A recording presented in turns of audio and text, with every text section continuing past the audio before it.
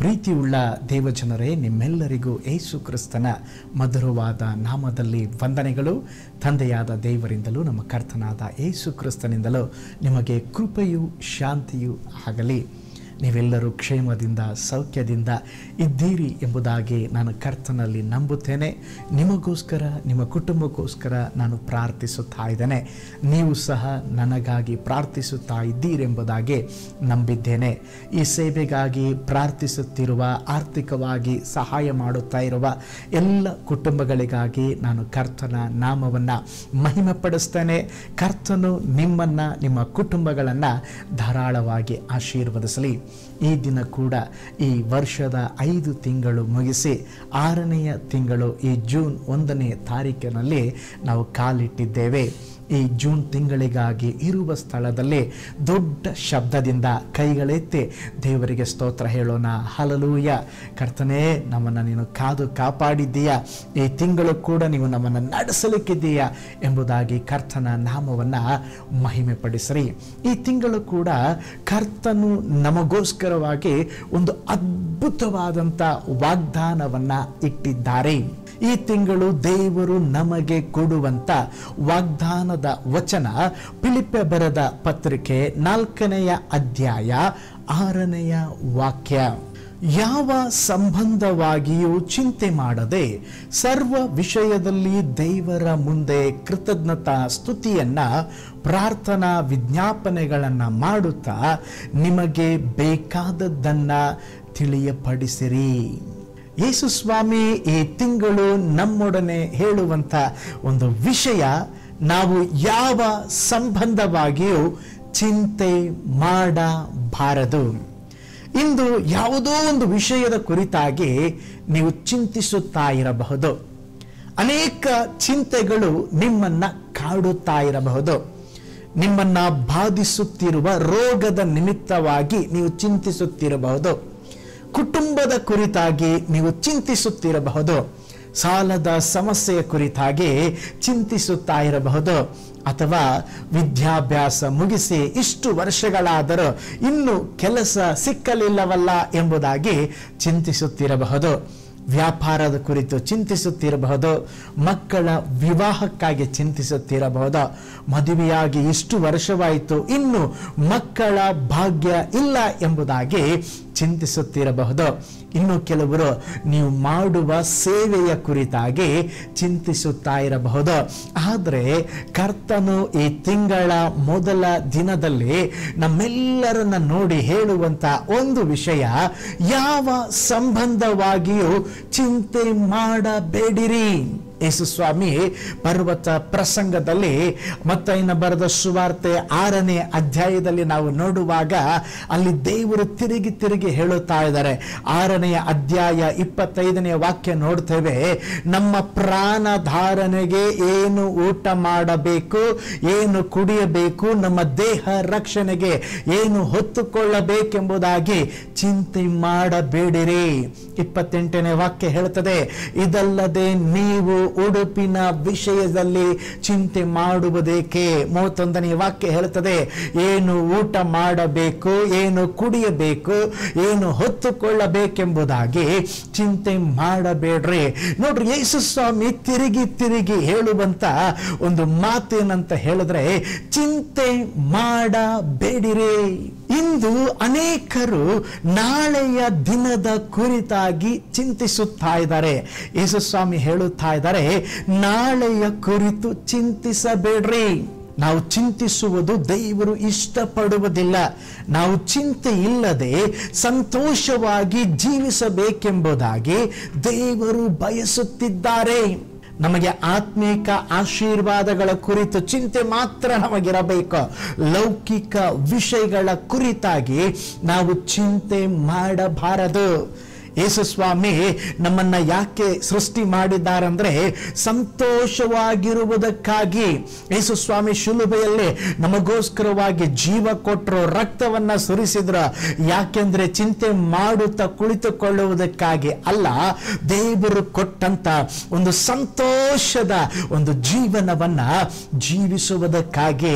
ಅದಕ್ಕೆ ಸತ್ಯವೇದದಲ್ಲಿ ನಾವು ನೋಡುತ್ತೇವೆ, ಜ್ಞಾನೋಕ್ತಿಗಳು 12ನೇ ಅಧ್ಯಾಯ 25ನೇ ವಾಕ್ಯದಲ್ಲಿ ನೋಡುತ್ತೇವೆ, ಕಳವಳವು ಮನಸ್ಸನ್ನ ಕುಗ್ಗಿಸುವುದು. ಅಂದ್ರೆ ಚಿಂತೆ ಒಬ್ಬ ಮನುಷ್ಯನನ್ನ ಕುಗ್ಗಿಸುತ್ತದಂತೆ. ನಮ್ಮ ಹೃದಯದಲ್ಲಿರುವಂತ ಚಿಂತೆ ನಮ್ಮನ್ನು ಮುರಿದು ಬಿಡುತ್ತದೆ.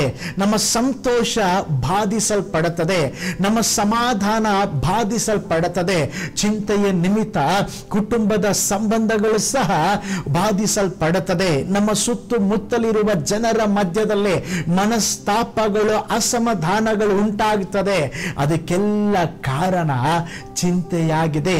ನೀವು ಚಿಂತೆ ಮಾಡುತ್ತಾ ಇರೋದಾದ್ರೆ ನೀವು ಸಮಾಧಾನವಾಗಿ ಊಟ ಮಾಡಲಾಗುವುದಿಲ್ಲ, ನಿದ್ರೆ ಮಾಡಲಾಗುವುದಿಲ್ಲ. ಚಿಂತೆ ಎಂಬುದು ನಮ್ಮ ದೇಹವನ್ನ ಬಾಧಿಸಿ ಅನೇಕ ರೋಗಗಳನ್ನ ಉಂಟು ಮಾಡುತ್ತದೆ. ಆದುದರಿಂದ ಈ ಹೊಸ ತಿಂಗಳಲ್ಲಿ ಪ್ರೀತಿಯ ದೇವ ಮಗುವೆ, ಪ್ರಿಯ ಮಗಳೇ, ಮಗನೇ, ನಮ್ಮನ್ನು ನೋಡಿ ದೇವರು ಹೇಳುತ್ತಾ ಇದ್ದಾರೆ, ನೀವು ಯಾವುದರ ಕುರಿತಾಗಿ ಚಿಂತಿಸಬೇಡ್ರಿ, ಚಿಂತೆ ಮಾಡಬೇಡ್ರಿ.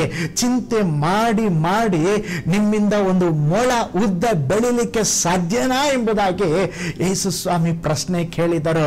ನೋಡ್ರಿ, ನಾವು ಚಿಂತಿಸುವುದರಿಂದ ರೋಗ ಗುಣವಾಗುವುದಿಲ್ಲ, ಸಾಲದ ಸಮಸ್ಯೆಗಳು ತೀರುವುದಿಲ್ಲ, ಯಾವುದೇ ಸಮಸ್ಯೆಯೂ ಸಹ ಬಗೆಹರಿಯುವುದಿಲ್ಲ. ಚಿಂತಿಸುವುದರಿಂದ ಯಾವುದೇ ಬದಲಾವಣೆಗಳು ಉಂಟಾಗುವುದಿಲ್ಲ. ಚಿಂತಿಸುವುದರಿಂದ ಒಂದು ಮೊಳವಾದರೂ ಹೆಚ್ಚಿಸಲು ಅಥವಾ ಕಡಿಮೆ ಮಾಡಲಾಗುವುದಿಲ್ಲ. ಚಿಂತಿಸುವುದರಿಂದ ಒಟ್ಟಾರೆ ನಮಗೆ ಯಾವ ಪ್ರಯೋಜನವೂ ಇಲ್ಲ. ಅದಕ್ಕೆ ದೇವರು ಹೇಳುತ್ತಾ ಇದ್ದಾರೆ, ಚಿಂತಿಸಬೇಡ್ರಿ, ಯಾವುದರ ಕುರಿತಾಗಿ ನೀವು ಚಿಂತಿಸಬೇಡ್ರಿ. ಈ ಹೊಸ ತಿಂಗಳ ಮೊದಲ ದಿನದಲ್ಲಿ ಇರುವಾಗಲೇ ಅನೇಕ ಚಿಂತೆಗಳು ನಿಮ್ಮನ್ನು ಕಾಡುತ್ತಾ ಇರಬಹುದು. ಹೇಗೆ ನನ್ನ ಮಕ್ಕಳಿಗೆ ಫೀಸ್ ಕಟ್ಟಲಿ, ಯಾವ ಕಾಲೇಜ್ಗೆ ಹಾಕಲಿ, ಯಾವ ಸ್ಕೂಲ್ಗೆ ಹಾಕಲಿ, ಈ ತಿಂಗಳು ಬಾಡಿಗೆ ಹೇಗೆ ಕಟ್ಟಲಿ, ನನ್ನ ಕೆಲಸ ಹೇಗಿರುತ್ತದೆ, ನನ್ನ ಬಿಸಿನೆಸ್ ಹೇಗಿರುತ್ತದೆ, ಏನು ಚಿಂತೆ ಮಾಡಬೇಡ್ರಿ. ನಿಮ್ಮ ಚಿಂತೆಗಳನ್ನೆಲ್ಲ ದೇವರ ಮೇಲೆ ಭಾರ ಹಾಕಿ, ದೇವರೇ ನಾನು ನಿನ್ನನ್ನು ನೋಡ್ತೇನೆ, ನಿನ್ನನ್ನು ನಂಬ್ತೇನೆ, ಈ ತಿಂಗಳು ನನ್ನನ್ನು ನಡೆಸಲಿಕ್ಕಿದ್ದೀರಾ ಎಂಬುದಾಗಿ ನಿಮ್ಮ ಚಿಂತೆಯ ಭಯವನ್ನ ಜಯಿಸರೆ ನಿಶ್ಚಯವಾಗಿ ಈ ತಿಂಗಳು ಹೇರಳವಾದ ಆಶೀರ್ವಾದಗಳನ್ನು ದೇವರು ನಿಮಗೆ ಕೊಡುತ್ತಾರೆ.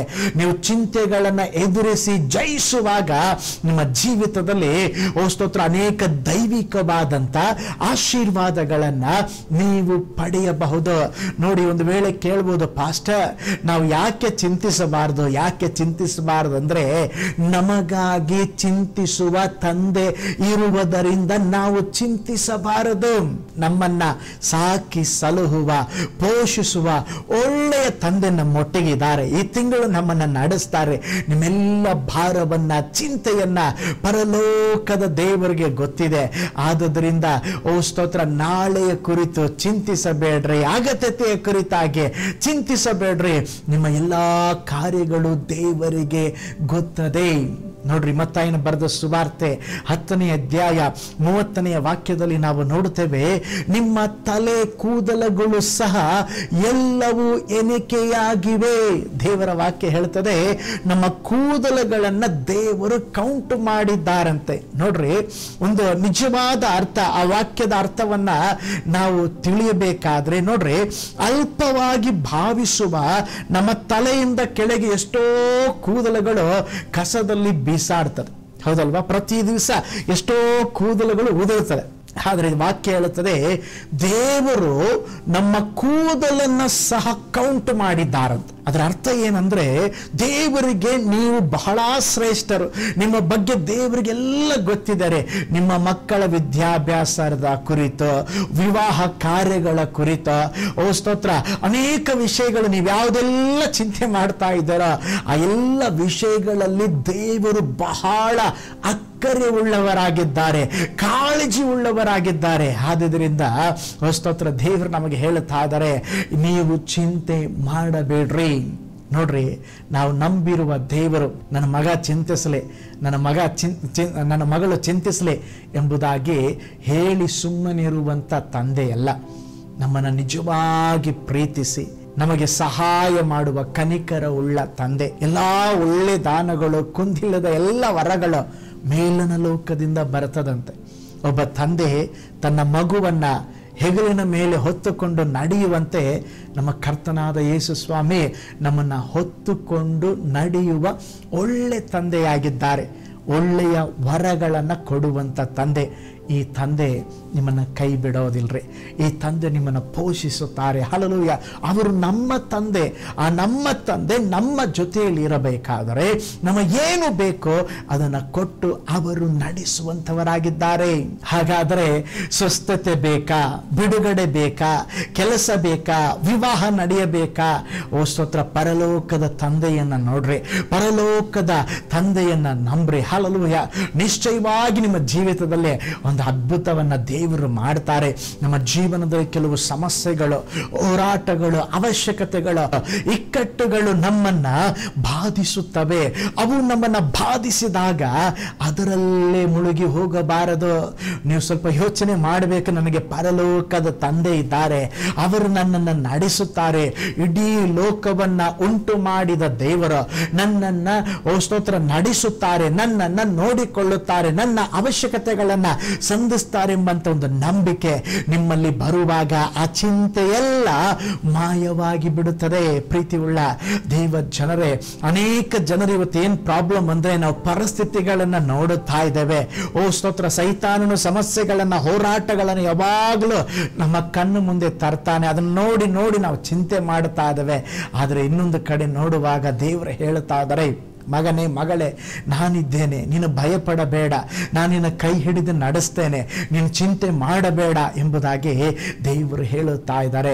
ಪ್ರೀತಿಯುಳ್ಳ ದೇವ ಜನರೇ, ಹಾಗಿರುವುದಾದರೆ ಈ ತಿಂಗಳು ನಮ್ಮೆಲ್ಲ ಭಾರಗಳನ್ನು ದೇವರ ಮೇಲೆ ಹಾಕಿ ದೇವರನ್ನ ನಂಬಿ ನಾವು ಮುನ್ನುಗ್ಗೋಣ. ಅದಕ್ಕೆ ಫಿಲಿಪ್ಪಿ ಗ್ರಂಥದಲ್ಲಿ ಈಗಾಗಲೇ ಓದಿದ್ದೇವೆ, ಯಾವ ಸಂಬಂಧವಾಗಿಯೂ ಚಿಂತೆ ಮಾಡದೆ. ಮತ್ತೇನು ಮಾಡಬೇಕಂತೆ?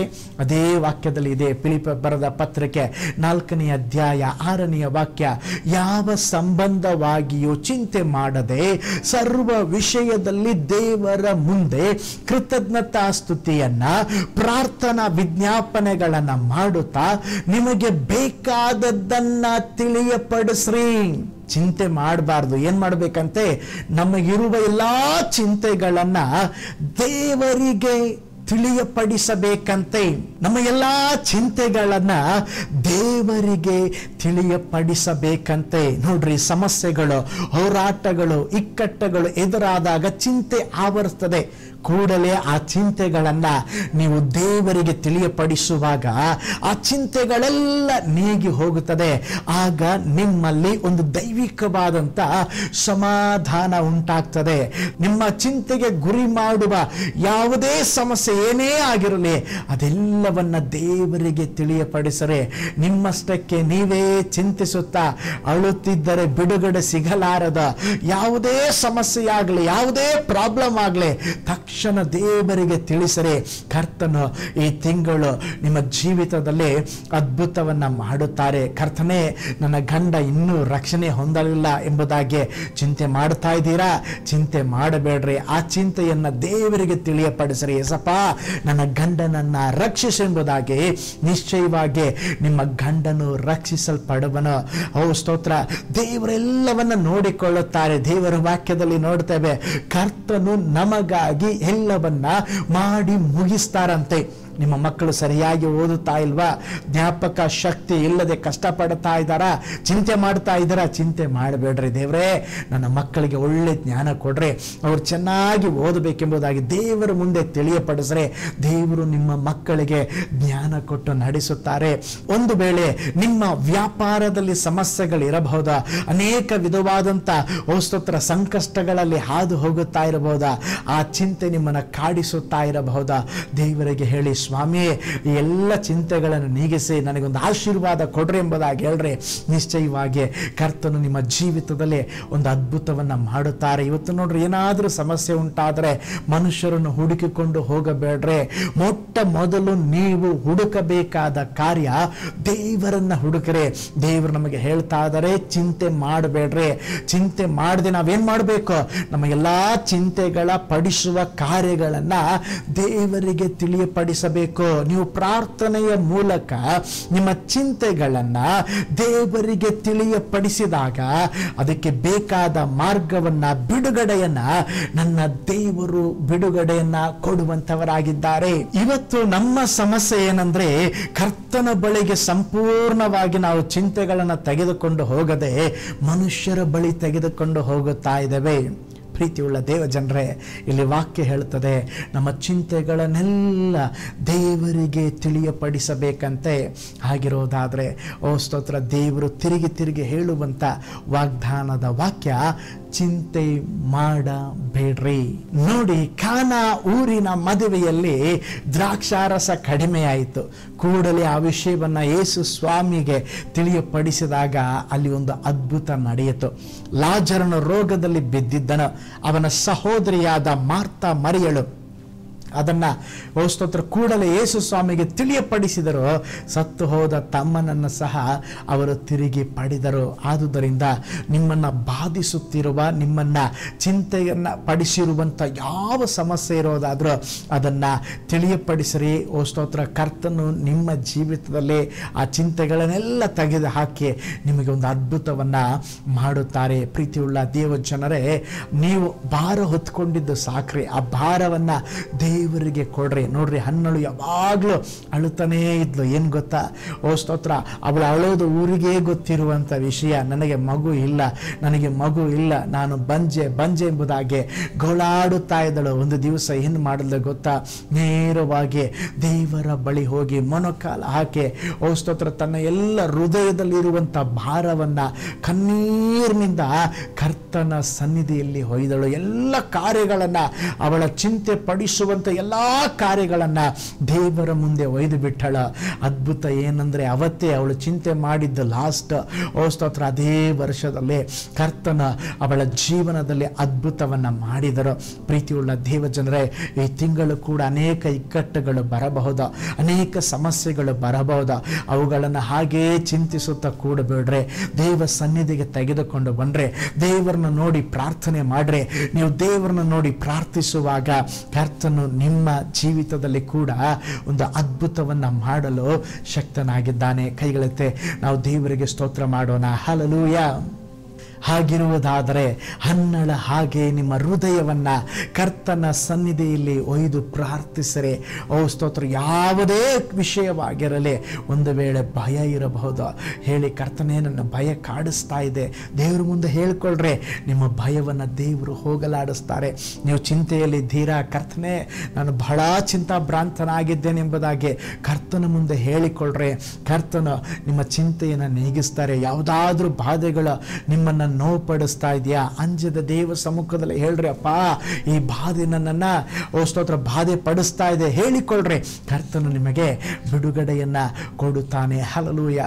ನಿಮ್ಮನ್ನ ವಿರೋಧಿಸುವವರು ಇರಬಹುದು, ಹೀನವಾಗಿ ಮಾತನಾಡುವವರು ಇರಬಹುದು, ಆದ್ರೆ ಚಿಂತಿಸುತ್ತಾ ಕುಳಿತುಕೋಬಾರ್ದು. ಅಯ್ಯೋ, ಅವ್ರು ಹಂಗೆ ಹೇಳ್ಬಿಟ್ರು, ಹಿಂಗೆ ಹೇಳ್ಬಿಟ್ರು. ನೋ, ಧೂಳಿನ ಹಾಗೆ ಜಾಡಿಸಿ ಬಿಟ್ಟು ಮುಂದಕ್ಕೆ ಹೋಗ್ರಿ. ಯಾಕೆಂದ್ರೆ 1 ಪೇತ್ರ 5:7 ದೇವರು ಹೇಳಿದ್ದಾರೆ, ನಿನ್ನ ಚಿಂತೆಯನ್ನೆಲ್ಲ ನನ್ನ ಮೇಲೆ ಹಾಕು, ನಾನು ನಿನಗೋಸ್ಕರವಾಗಿ ಚಿಂತಿಸ್ತೇನೆ. ಹಾಗಿರೋದಾದ್ರೆ ನಾವು ಚಿಂತಿಸುವ ಬದಲು ಆ ಚಿಂತೆ ಮಾಡುವ ಕಾರ್ಯಗಳನ್ನ ದೇವರ ಮುಂದೆ ಹೇಳಿಕೊಳ್ಳಬೇಕು. ನೋಡ್ರಿ, ಒಂದು ಸಾರಿ ಬೆಥೇನ ಎಂಬಂತ ಒಂದು ಗ್ರಾಮದಲ್ಲಿ ಮಾರ್ತಾ ಮರಿಯಳು ಎಂಬ ಸಹೋದರಿ ಇದ್ದರು.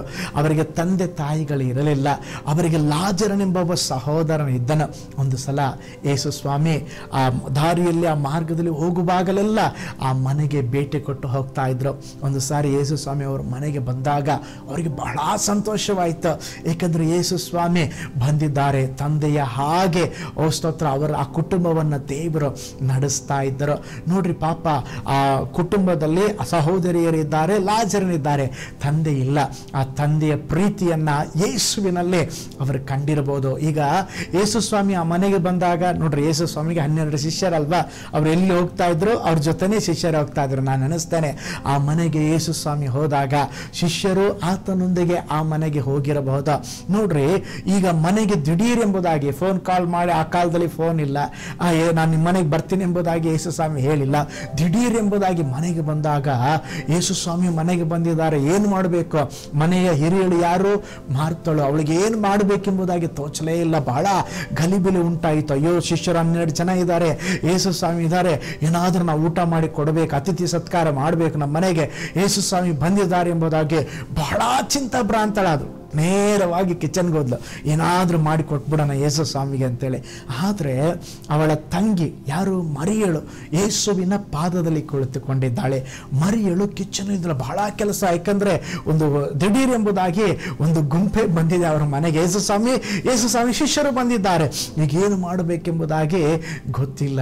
ಆ ಸಮಯದಲ್ಲಿ ಮರಿಯಳು ಯೇಸುವಿನ ಮಾತುಗಳನ್ನು ಕೇಳುತ್ತಾ ಇದ್ದಾಳೆ. ಒಳಗಡೆ ಮಾರ್ತಳಿಗೆ ಗಡಿಬಿಡಿ ಆಯಿತು, ಗಲಿಬಿಲಿ ಆಯಿತು, ಚಿಂತೆ ಜಾಸ್ತಿ ಆಯಿತು, ಬಿ ಪಿ ಎಲ್ಲ ಜಾಸ್ತಿ ಆಗಿಬಿಡ್ತಾರೆ. ಯಾಕಂದ್ರೆ ಯೇಸು ಸ್ವಾಮಿಗೆ ಏನು ಮಾಡಿ ಕೊಡೋದು? ತಕ್ಷಣ ನೋಡ್ತಾಳೆ, ಹೆಲ್ಪ್ ಯಾರಾದರೂ ಬೇಕಲ್ವಾ? ಯಾವಾಗಲೂ ಹೆಲ್ಪ್ ಯಾರು ಮಾಡೋಳು? ಮರಿಯಳು ಮಾಡೋಳು. ಕಟ್ಟಿಂಗ್ ಗಿಟ್ಟಿಂಗ್ ಇದ್ರೆ ಏನಾದ್ರು ಹೆಲ್ಪ್. ಈಗ ನೋಡಿದ್ರೆ ಕಟ್ಟಿಂಗ್ ಗಿಟ್ಟಿಂಗ್ ಏನೂ ಮಾಡಿಲ್ಲ. ಅಕ್ಕ ಏನಾದ್ರು ಹೆಲ್ಪ್ ಮಾಡಲ್ಲ ಅಂತ ಕೇಳಿಲ್ಲ ಮರಿಯಳು. ಎಲ್ಲಿ ಕೂತಿದ್ದಾಳೆ? ಯೇಸುವಿನ ಪಾದದಲ್ಲಿ ಕೂತಿದ್ದಾಳೆ. ತಕ್ಷಣ ಮಾರ್ತಳಿಗೆ ಇನ್ನೂ ಬಲು ಕೋಪ ಬಂತ. ನೇರವಾಗಿ ಯೇಸು ಸ್ವಾಮಿ ಬಳಿ ಬಂದ. ಯೇಸು ಸ್ವಾಮಿ ಬಳಿಯಲ್ಲಿ ಹೇಳುತ್ತಾ ಇದ್ದಾಳೆ, ಸ್ವಾಮಿ ನೀನಾದ್ರೂ ಹೇಳ್ಬಾರ್ದ ನನ್ನ ತಂಗಿಗೆ? ಲೂಕನ ಬರೆದ ಸುವಾರ್ತೆ 10ನೇ ಅಧ್ಯಾಯ ಸ್ತೋತ್ರ ಅದರ 40ನೇ ವಾಕ್ಯವನ್ನು ನೋಡ್ರಿ. ಮಾರ್ತಳು ಬಹಳ ಸೇವೆಯ ವಿಷಯವಾಗಿ ಬೇಸತ್ತು ಆತನ ಬಳಿಗೆ ಬಂದು, ಸ್ವಾಮಿ, ನನ್ನ ತಂಗಿಯು ಸೇವೆಗೆ ನನ್ನೊಬ್ಬಳನ್ನೇ ಬಿಟ್ಟಿದ್ದಾಳೆ, ಇದಕ್ಕೆ ನಿನಗೆ ಚಿಂತೆ ಇಲ್ಲವೋ? ಇಲ್ಲಿ ಮಾರ್ತಳು ಹೇಳುತ್ತಾ ಇದ್ದಾಳೆ, ಸ್ವಾಮಿ, ನೀವೆಲ್ಲ ಬಂದಿದ್ದೀರಾ, ನಿಮಗೆ ಅತಿಥಿ ಸತ್ಕಾರ ಮಾಡಬೇಕು, ಅಡುಗೆ ಮಾಡಿ ಹಾಕಬೇಕು, ಆದರೆ ನನ್ನ ತಂಗಿ ನಿಮ್ಮ ಪಾದದಲ್ಲಿ ಕುಳಿತುಕೊಂಡು ಬಿಟ್ಟಿದ್ದಾಳೆ.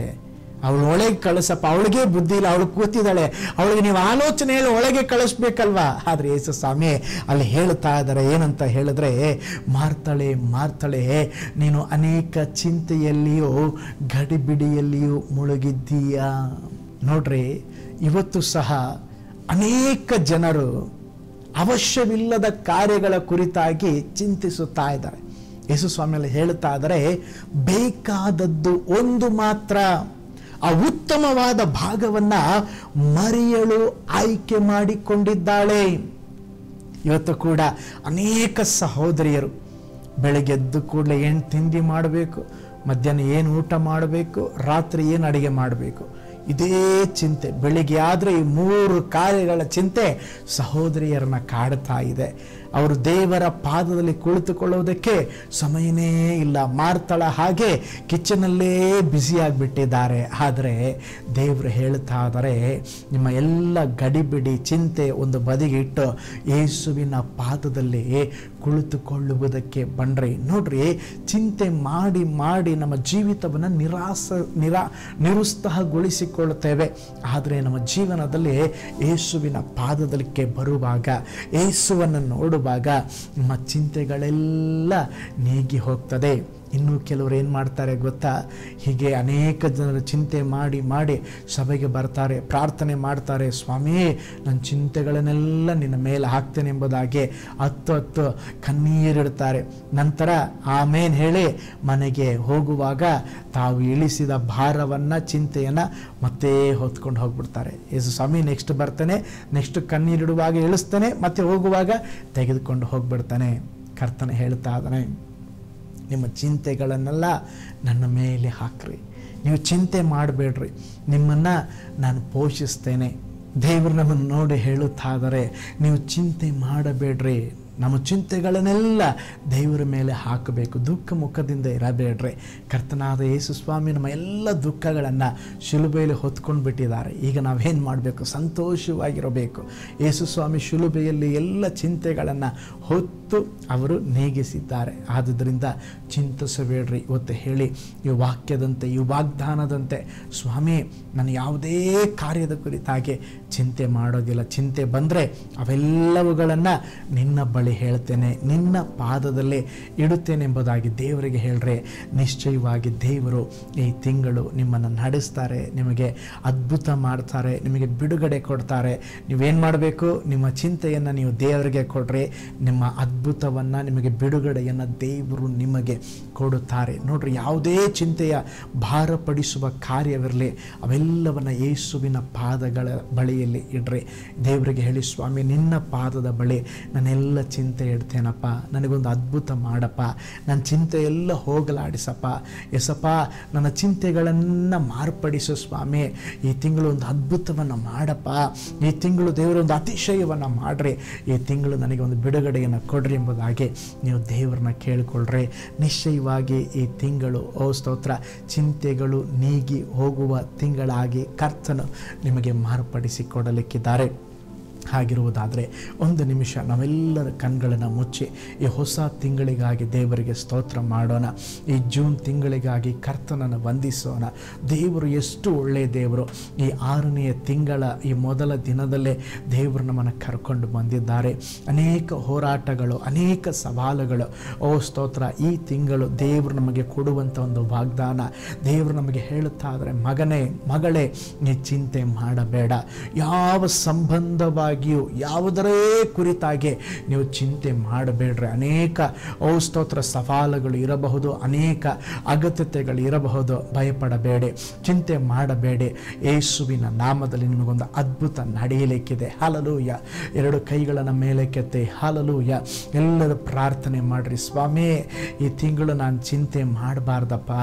ನನ್ನ ಚಿಂತೆಗೆ ಅಪ್ಪ ತಳ್ಳಿರುವಂಥ ಎಲ್ಲ ಚಿಂತೆಗಳನ್ನು ನಿಮ್ಮ ಪಾದ ಸಮ್ಮುಖದಲ್ಲಿ ಇಳಿಸ್ತೇನೆ ಸ್ವಾಮಿ.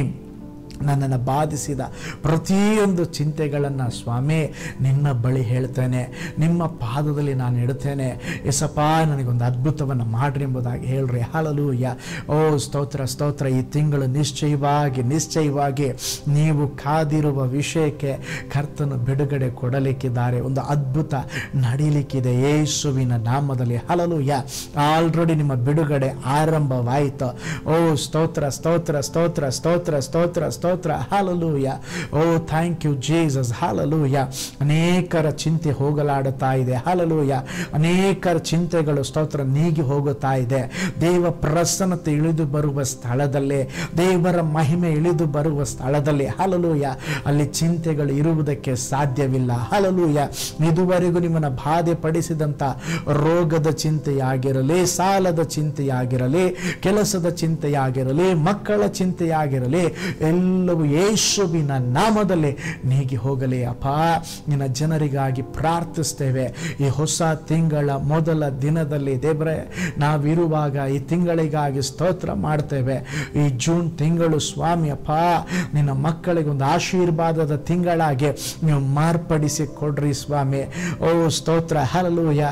ದೇವರೇ, ನೀವು ನಮಗಾಗಿ ಎಲ್ಲವನ್ನ ಮಾಡಿ ಮುಗಿಸುವ ದೇವರು ಸ್ವಾಮಿ. ಈ ತಿಂಗಳು ಅನೇಕ ದೇವ ಮಕ್ಕಳು ಕಾದಿರುವ ಒಂದೊಂದು ವಿಷಯಕ್ಕೆ ಬಿಡುಗಡೆ ಉಂಟಾಗಲಿ. ಶರೀರದಲ್ಲಿ ಯೇಸುವಿನ ನಾಮದಲ್ಲಿ ಅದ್ಭುತ ನಡೆಯಲಿ. ಹಲ್ಲೆಲೂಯಾ.